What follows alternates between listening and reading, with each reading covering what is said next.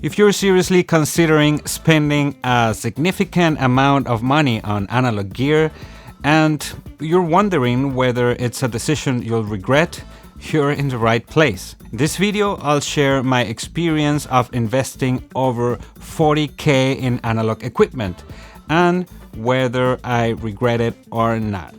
So stick around until the end because what I've learned after spending this much might just change how you think about analog gear entirely.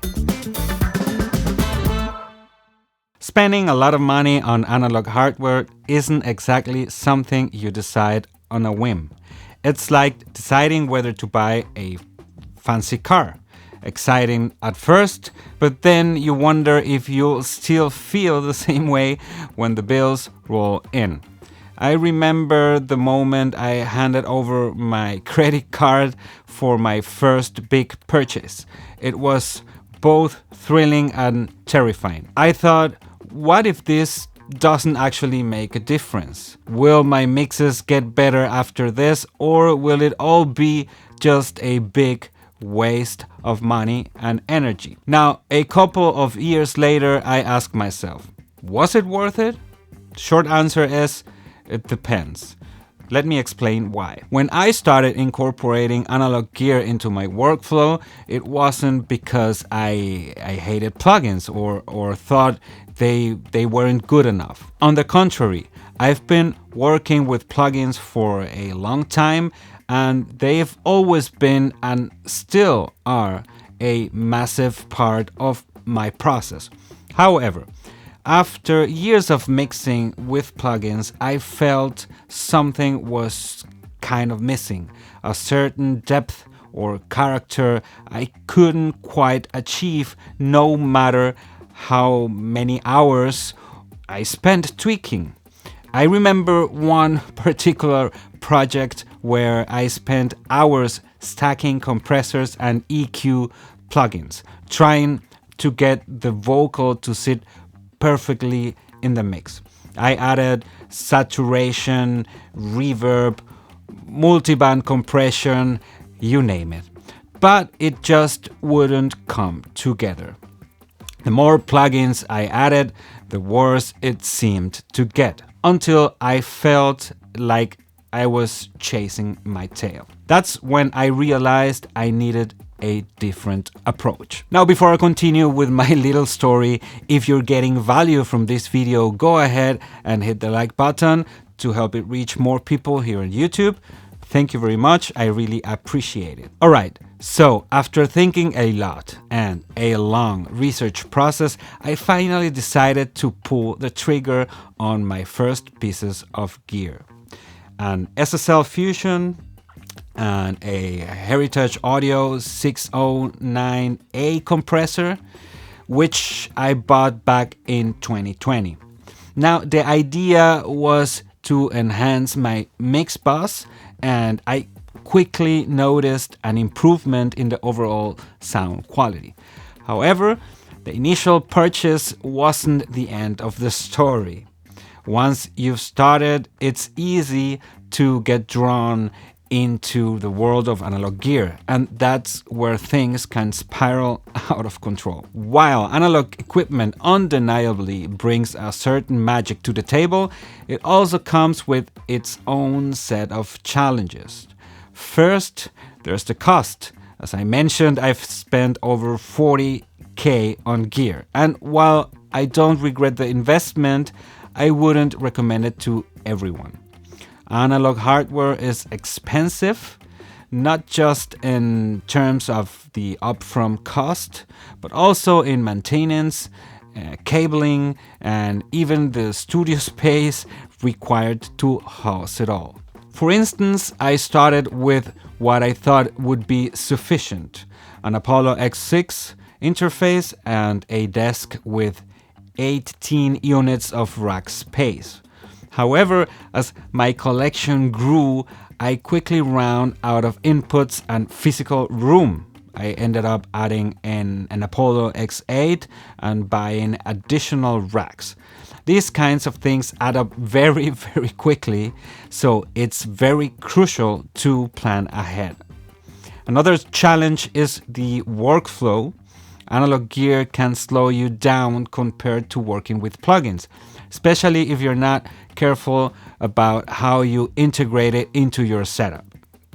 The patching, the routing, and physical connections can take time to set up. However, despite these hurdles, I found that analog gear often helps me reach desired sound faster. For example, tweaking a compressor knob or EQ on hardware can instantly give me the tone I'm looking for, without endlessly cycling through plugin presets or menus. In the end, the time spent setting up balances out because the results often come quicker and feel more intentional. I found that keeping my mix bus relatively simple, sticking to 2 or 3 key pieces of equipment helped me strike a balance between the tactile satisfaction of using hardware and the efficiency of plugins. But here's the thing. At the beginning, when you only have a couple of units, everything is simple and straightforward. But once you start adding more devices, things can become a little complicated. Between patch base, cabling, and routing, the complexity can sometimes feel intimidating. So, do I regret spending 40K on analog gear? Well, not at all, but, and this is a big but, that's because I approached it with a specific goal in mind. I didn't buy gear for the sake of owning it. I bought it to solve a problem and to achieve a sound I couldn't get with plugins alone. Maybe you can get the sounds in your head just using plugins, and that's great. But if you're considering a similar investment, you need to ask yourself, what's your goal? Are you looking for a sound you can't achieve any other way? Or are you just chasing the dream of analog? If it's the latter, you might want to think twice. Now, buying all this gear isn't always feasible for everyone. This is where working with an experienced mixing engineer can be a great alternative. Sometimes, instead of investing heavily in hardware for your studio, collaborating with a professional can provide the sound you're looking for without the upfront cost or complexity. Plus, you gain the expertise of someone who already knows how to get the best results from their gear. This is key because buying analog hardware isn't just about the purchase itself. It's about the time and effort it takes to truly understand how to use it effectively. Getting the most out of gear requires patience, practice, and familiarity, which can take months or even years to develop. By working with a professional, you're skipping that learning curve and ensuring your tracks sound polished right from the start. If that sounds interesting to you, feel free to check out my website where you can learn more about my mixing services. I'll leave the link in the description below. It's also important to note that analog isn't for everyone.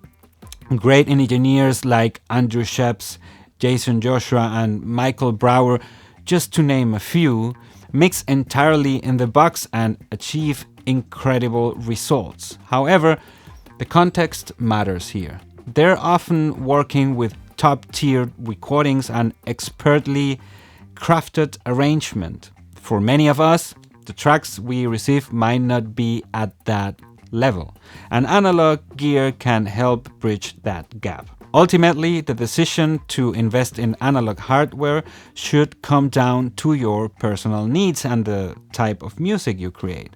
If you're a professional or semi-professional mixing engineer looking to add a unique touch to your productions, it can be a worthwhile investment. However, if you're still learning or primarily producing for fun, plugins are more than enough to achieve excellent results. Let me share one final piece of advice, which I think it's crucial. Start small. Test the waters with one or two key pieces of gear before diving in head first. And remember, gear alone won't make you a better engineer. Your skills, creativity, and understanding of sound will always matter more.